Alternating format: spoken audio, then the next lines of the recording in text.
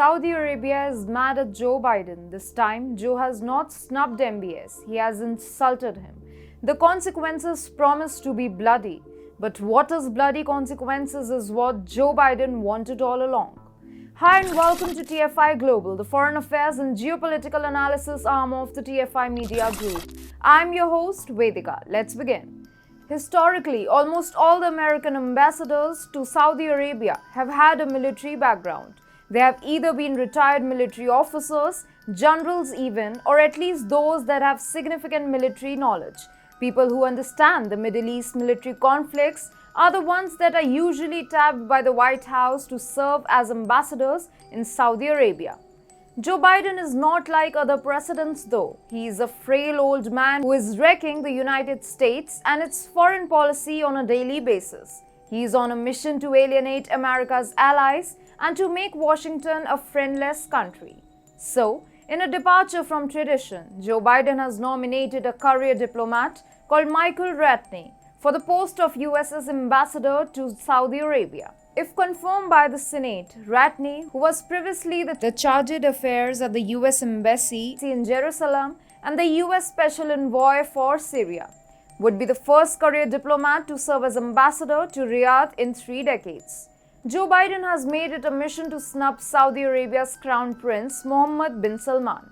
Now, Biden's appointment of a career diplomat as the American ambassador to Riyadh will not be taken lightly either. You see, Joe Biden's pick for US ambassador to Saudi Arabia will likely be considered a disappointment or even an insult to Crown Prince Mohammed bin Salman. According to David Schenker, who served as Assistant Secretary of State for Near Eastern Affairs at the State Department from 2019 to January 2021, he is a very capable diplomat. He served in positions of importance, requited himself well, and is held in high regard. But we've seen a lot of stresses in the relationship between the US and Saudi Arabia, and this is not going to help. According to Schenker, who was quoted by Insider, the post of the Saudi ambassador to the US is often filled with leading figures such as Khalid bin Salman, MBS brother and Princess Rima bint Bandar, MBS cousin and the current ambassador. So when it comes to the US ambassador to Saudi Arabia, Riyadh expects similar important figures to make the cut.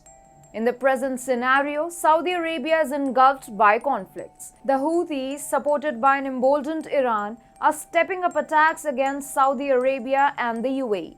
Iran itself is arming proxies for spreading chaos across the Middle East. And then there is the threat of war looming over Israel and Iran. There is a great threat being posed by repeated attacks on Saudi Arabia's oil installations. Already, the United States is not taking a tough line against Houthis and is also abdicating its responsibility despite being a security guarantor of Saudi Arabia.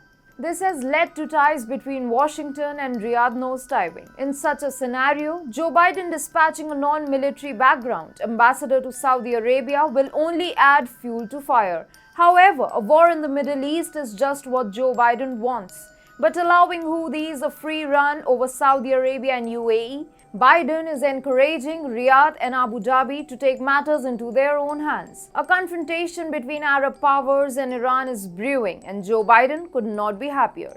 Joe knows that a war in the Middle East will fill the American deep state and military-industrial complex's treasuries to the brim. That is what he wants his lasting legacy as president to be, a servile servant of the deep state.